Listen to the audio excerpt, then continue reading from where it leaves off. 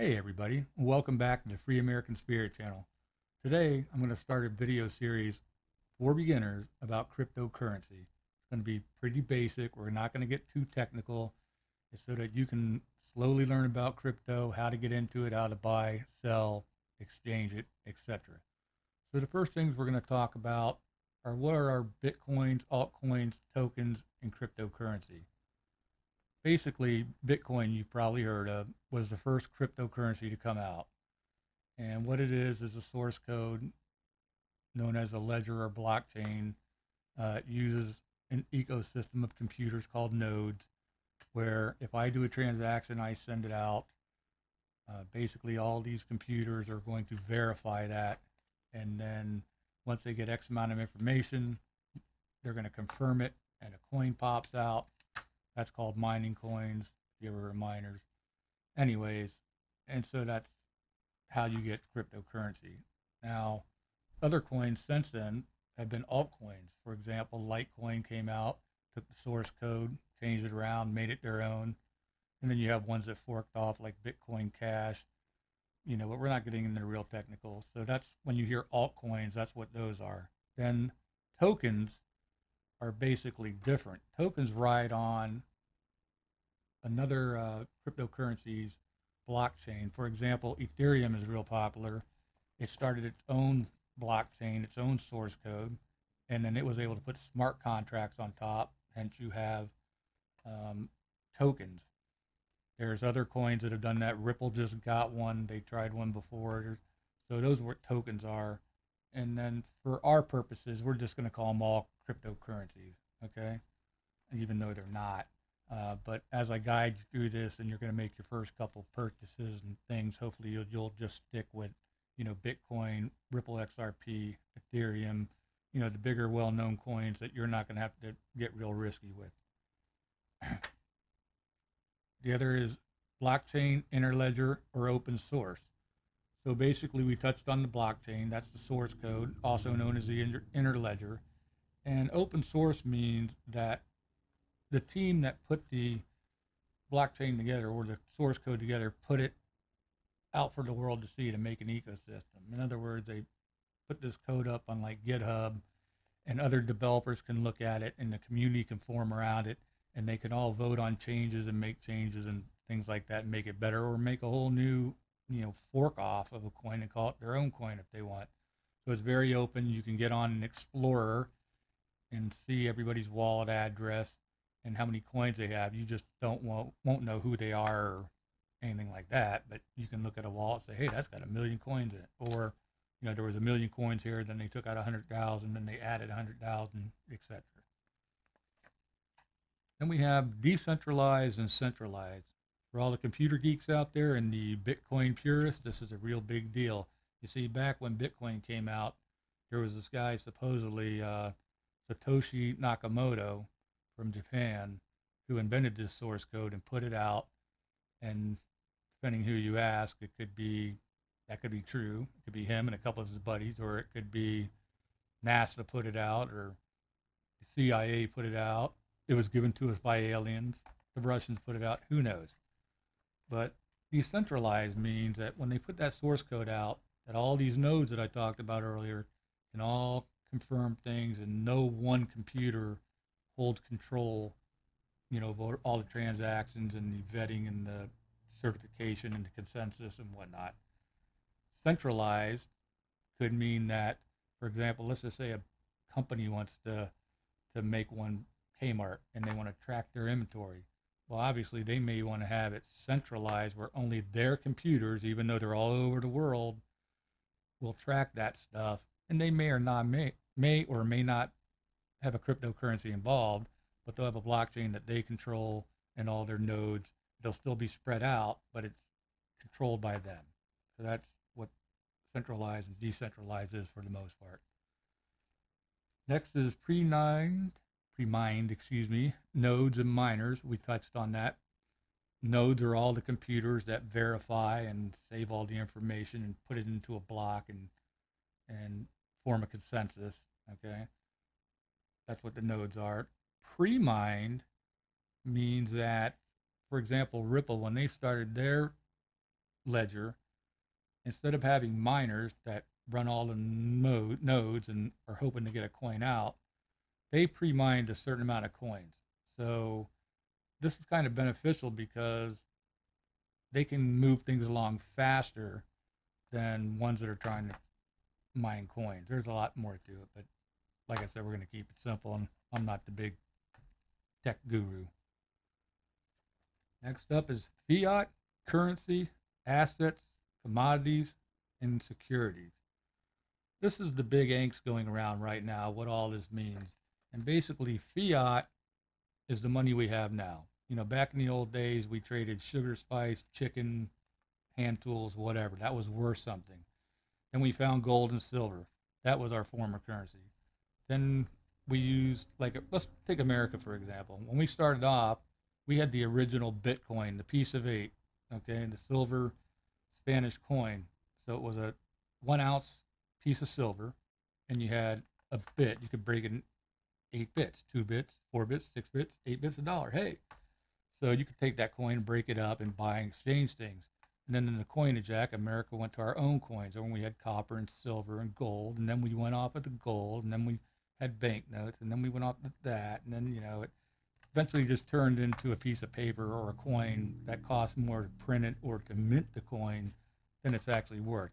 At least gold and silver coins still have a tangible asset. You know, you can use those as a commodity.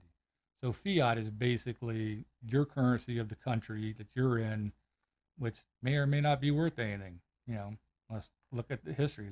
Venezuela right now is going through all kinds of problems. Their fiat's not worth much. You know, other poor countries, you know, Greece went through problems and bankruptcy and so on and so forth. So it's only as good as the government says. So the whole thing about Bitcoin or cryptocurrency was we could trade peer to peer. And even if they went bankrupt, we could say, hey, we got these coins and I think they're worth them and you think it's worth something. So I'll trade you these coins for a chicken or a cow or a car or whatever. So the fiat currency isn't really currency like you know it, like a dollar bill, but to people who value it, it's a currency. Now, assets, commodity, and securities, that has to do with each country. You know, right now, the United States is struggling with the SEC to figure out, you know, are they going to be taxed as a commodity or an asset or a security, you know, and if they're securities, then there's all kinds of hoops. So since cryptocurrency is so new, it's in a gray area. They're trying to regulate and find out how they're going to tax it and regulate it, things like that.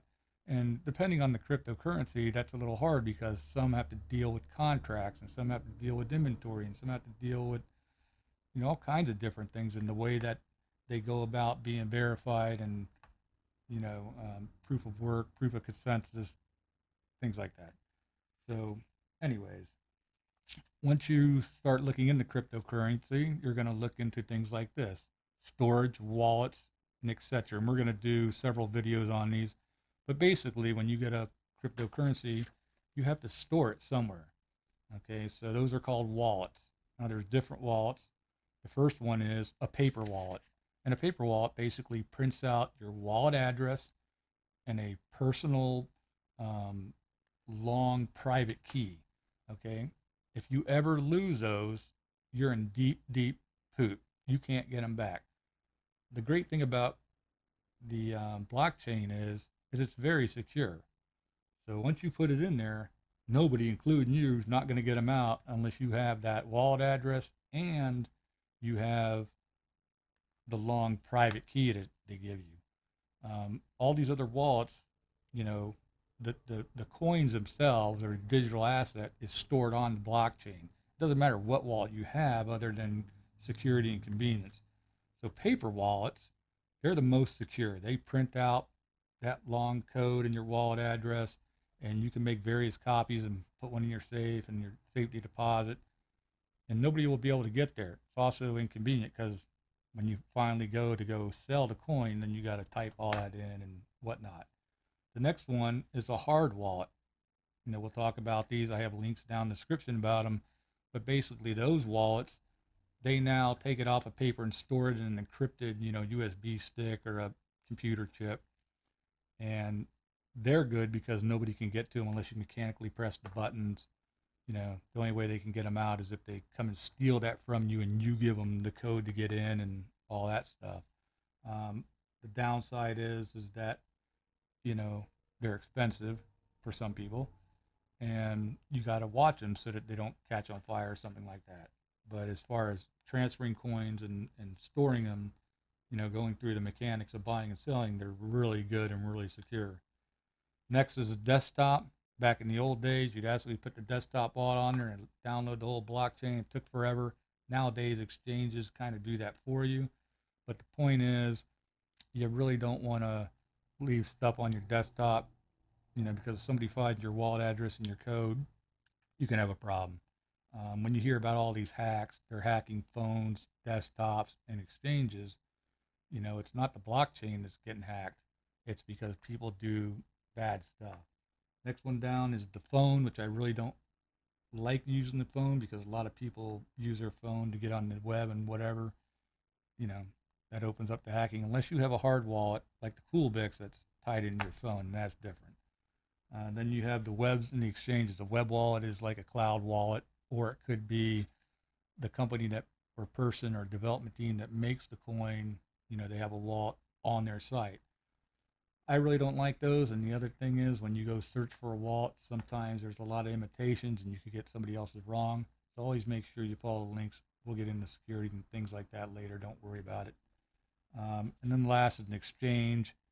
When you hear about these big Bitcoin ripoffs or whoever getting ripped off, it's always most of the time they've hit an exchange or they've masked themselves as an online wallet or something, like a middleman hack.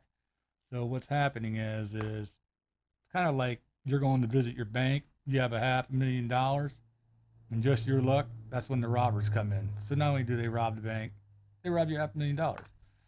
So if you leave your coins on the exchange, which a lot of day traders go in and out, but swing traders will leave them on there because they don't want to take them out. They put them on, take them out.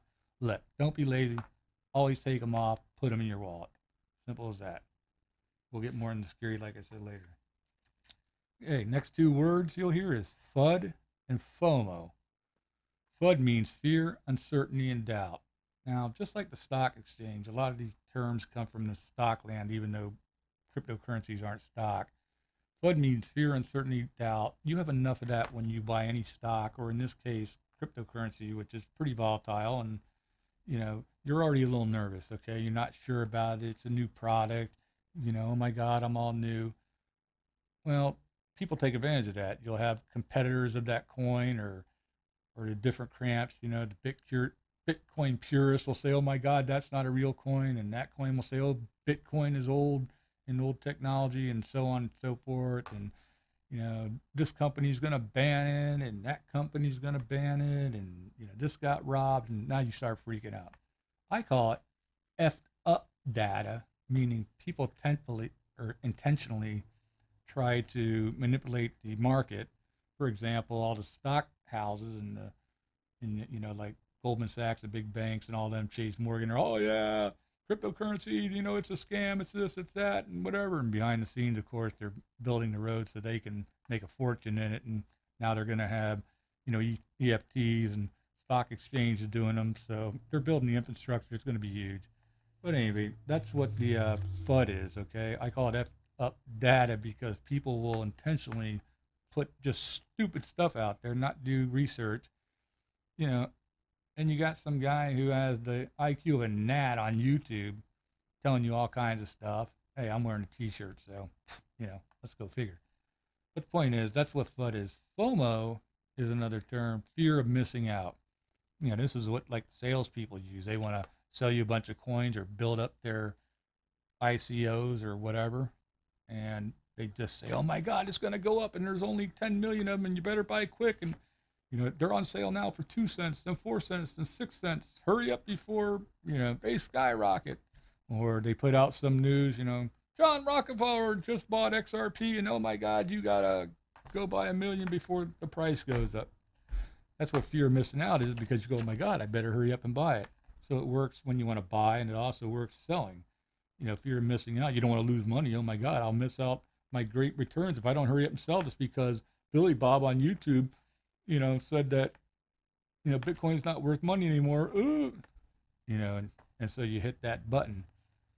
There's plenty of time to do research and whatever, which we're going to get into right now. And that's what this research is. The white paper, the roadmap, development team, okay? And you want to look at official Twitters, not other stupid social sites like YouTube. So what I'm talking about is when somebody makes a coin or a cryptocurrency or their code, they will have an official website. It can be a person making it. It can be a company making it. It can be a development team making it. So what you have is when you go to that official website, XYZ Coin, you're going to see a white paper. And a white paper is going to tell you about their code and all that. What is it? What are they trying to accomplish with it? What this code does, what their source code does, why it's better, faster, how many transactions a second, what does it accomplish? Is it a smart contract? Is it an inventory? Is it, connecting all the retail stores together? Whatever their project is, that's what the white paper tells you. Then it has a section with its developers. And its developers, hopefully you can check them out in various forums on LinkedIn and whatever and social media. And, some of those are fake and some aren't. We find things all the time when somebody's pitched up there and it's not even him. But, people can make stuff up. It's the internet. But you can, after a while, you can start telling, who looks pretty legit. And you see names around and companies, that are in and if they're nonprofit. So all that's, in their white paper. Their roadmap is when they're putting out projects, like we're going to start our coin, then we're going to have a pre-sale, then we're going to have an ICO, then we're going to have a wallet, then we're going to have a, credit card that accepts our thing. We're going to be on 15 exchanges by this date. That's what a roadmap is. And so as you follow the coin, as they hit all those objectives in their roadmap, that means they're producing and they're moving along.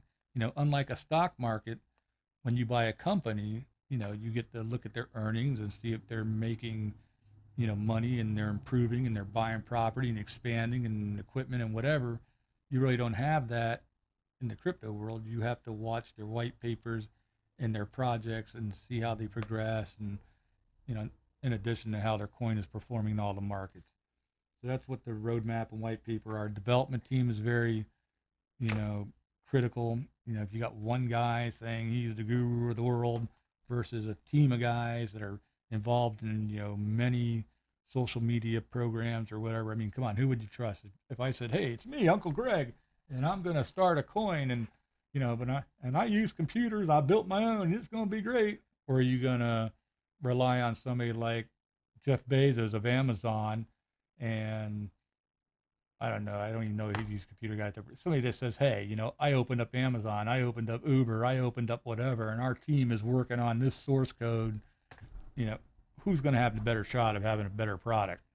Come on. When you do go to these, when we get into our security series, you really need to look at their official Twitter or their official Telegram or something like that for their announcement. Because what you want to do is stay away from the YouTuber guys that go, Bitcoin to explode to 10,000. XRP is a security. All these not FOMO, but FUD headlines just to get views.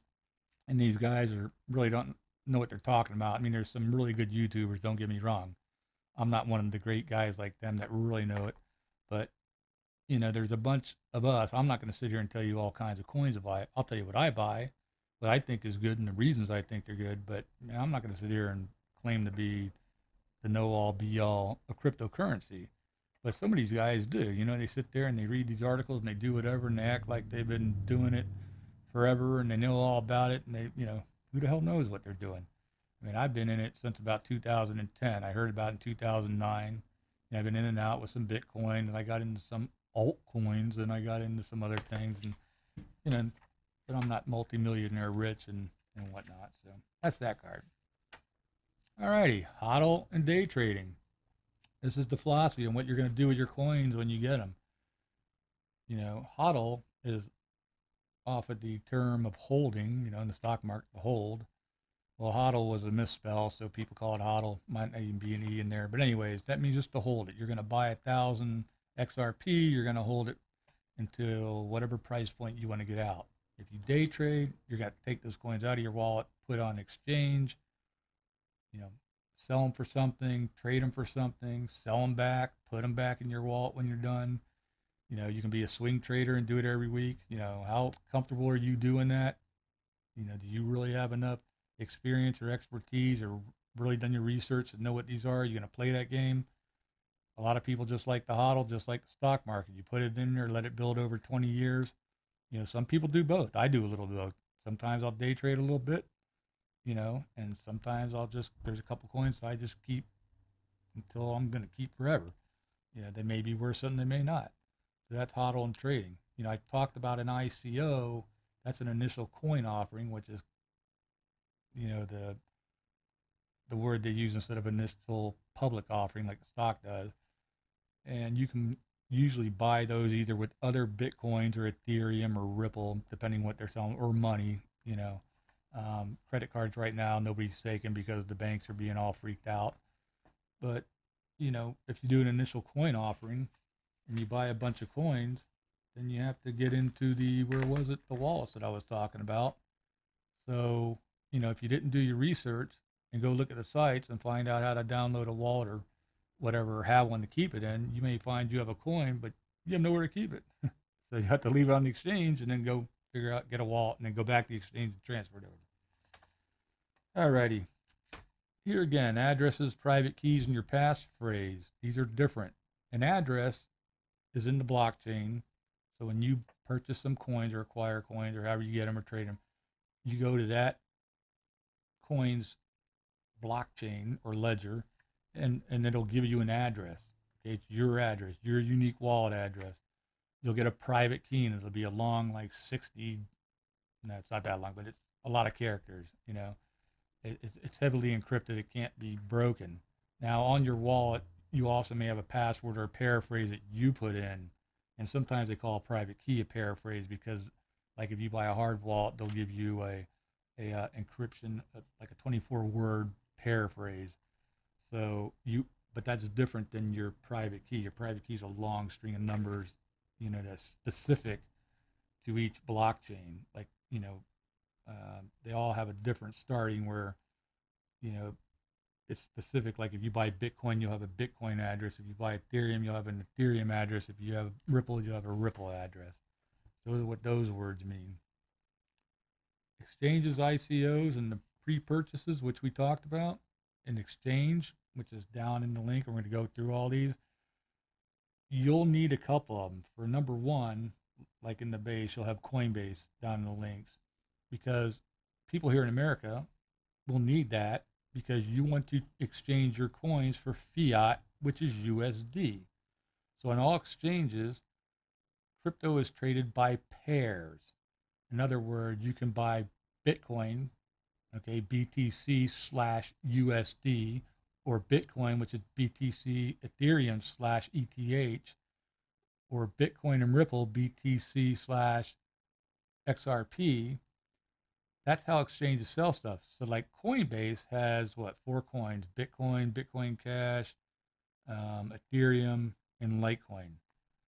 Well, if you want to buy Ripple, now you have to go to another exchange that sells Ripple. Think of it like when you were trading baseball cards, okay?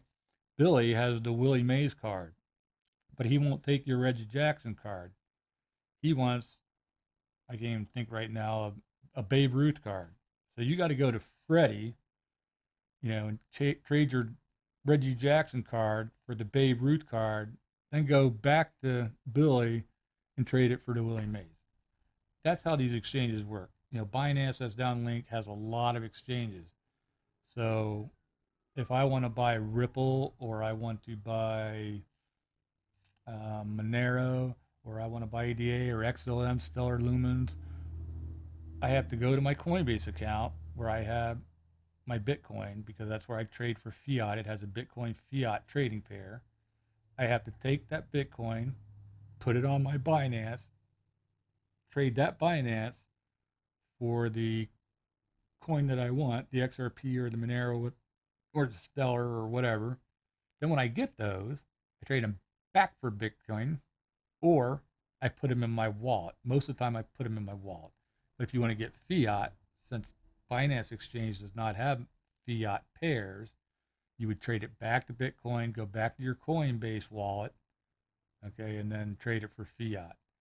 So Coinbase, is an exchange, and it has a wallet unique to you for those 4 coins, and it has a USD wallet, so you can go back to fiat. The wallets you keep at home, the hardware wallet or paper wallet, is just the coin, okay? Binance has all kinds of wallets for you. When you tag in, they'll have a wallet for every coin they have. They'll have a wallet for you to keep it in, but that's just for trading. You still want to have your own wallet, okay, that you can pull that out of if you're not going to send it to Bitcoin and sell it for USD, because you want them to go up in price. So I hope that clears up some stuff. We're going to get into the next video about some security stuff. And once we get through that, then we're going to do the exchanges. The reason we'll do exchanges first is because it's going to take a little while for the exchange to approve you and tie up with your bank and verify stuff. And so while you're waiting for that, I'm going to do the exchanges. You can do that. And then when the next video comes out, we'll be doing wallets and some other things while you're waiting for the exchange to verify you and approve your bank account, whatever. Then by the time they're done, you'll have your wallet and whatever, and we'll go on from there. So I hope this kind of explains stuff. I know it's a little over the board, but I'm, not the best at explaining cryptocurrency to people, but we'll get better. I think you get the basic idea. Just go back through this a couple times, just refresh the words, understand what they mean, and for God's sake, be careful, be secure. When I start talking about security, really pay attention. And for God's sakes, don't listen to people on YouTube or whoever about what coin to buy. And, there's some of them we'll go through later that are pretty good. But throw CSNBC and NSNBC and all those telephone shows out the window, okay? These are people that really aren't in the cryptocurrency world. They're just now getting into it. They're trying to figure it out. All they talk about, everything is Bitcoin, Bitcoin, Bitcoin. Look, okay, Bitcoin was the first. It has the best name recognition. Here's where I'm going to get some heat. Okay, but it's not the most technological. It's real slow. They're having to bring other things in like Lightning Network and SegWit and stuff like that to speed it up. Okay, it's volatile like every other coin, but it is stable because it's there, because it has more trading pairs and more exchanges. That's good. And then everybody trades through it. But if you look at the coin markets, it used to dominate it by 80, 90%, meaning out of $1 billion, 900 million went to Bitcoin. Now it's dropped down to 36%. So out of $1 billion, only 36 million. And the reason for that is because what I was talking about earlier, I had to buy Bitcoin, then go do whatever.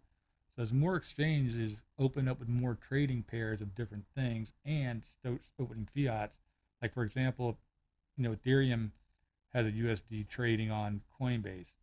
When you get 10 or 15 more, like Ripple and XLM and XRP Ripple and XLM and a couple others, all those start getting on exchanges with USD here in America or euros in Europe or whatever, then all of a sudden, you're going to see that dominance go down even further because people are buying Bitcoin to switch stuff out.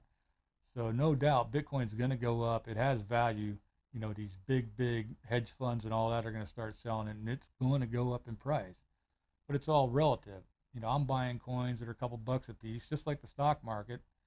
If it goes up 10%, it's the same thing as if I bought Bitcoin and it went from $10,000 to $11,000. Mine just went from $1,000 to 1,100. So keep all that in mind. All these coins really depend on their white paper, their projects, what they're accomplishing, their use cases. Bitcoin is a little older technology. It's had some problems. They're making some improvements. Other people are saying that, they're starting fork-offs, that it's even better than Bitcoin, like Bitcoin Cash and Bitcoin Gold and Bitcoin Private and whatever. But the purest Bitcoins, people like it because it's a peer-to-peer. That was, Satoshi Nakamoto's vision, was that we could trade it somewhat autonomously, not get banks involved, be decentralized. So, You know, it was all up and up. It was transparent. We could trade between each other. But now there's coins that do it quicker, better, faster. But it doesn't matter. They have the lion's share. They're still a good project. You know, they don't have a lot of case uses. A couple companies like Overstock.com and I think Microsoft at one time and some others, you know, you could buy some Bitcoins and buy things, but people were hodling it and holding it. And instead of going peer to peer and whatever, they're just holding it because they're treating it like a stock instead of getting it out the way it's supposed to be. You know, once it gets out, people start moving it around and trading it, it's going to be better.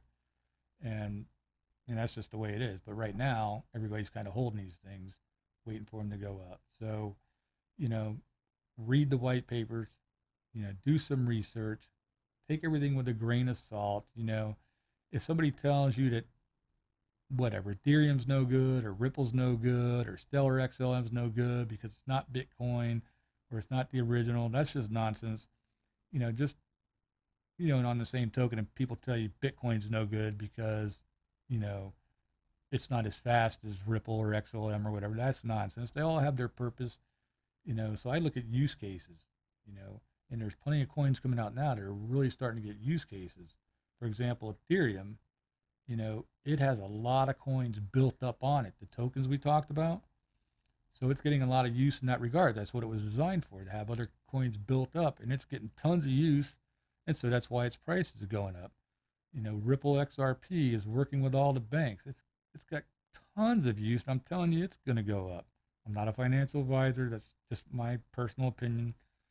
But XLM, Stellar, you know, it's got IBM, and they're doing some inventory stuff and some bank stuff, and it hooked up with Abra, and so did Litecoin hooked up with Abra, and Litecoin and all of them got a little debit card that you can pre-fill and use them. So if you know, stores and stuff ever start taking these, you can go use a pre-charged card, which is kind of cool. So that's what you want to look for. They, you know, real applications, real utilities, real uses. You know, just having the greatest, bestest, fastest doesn't necessarily mean it's going to go anywhere. It's what you're going to do with that. You know, there's going to be huge things in government where they're keeping all of our personal information secure with blockchain. There's going to be huge stuff in medical. There's going to be huge stuff in insurance. The banking industry is already taken off as being lit on fire. IBM and Stellar is taking off with inventory management. The car dealers are already starting to figure out, hey man, we can use some of this stuff, you know, for safe driving and all kinds of stuff, you know, driverless cars. And so you need to look at that stuff. You need to pick projects that you like and believe in that you can actually watch. You know, if you just buy stuff and throw it in a wallet somewhere, you know, you may luck out, you may not. So I'm going to end this because I didn't mean to go this long. So thank you very much for watching. Don't forget, you know, thumbs up the video for a like. Go down to the descriptions below and you can look at the different things to support the channel if you want to go on Amazon and buy something, or you want to get a wallet, or you want to check out some other stuff, you know, the exchanges if you want to get a head start. The links are down there in the description. We appreciate it. Hey, subscribe.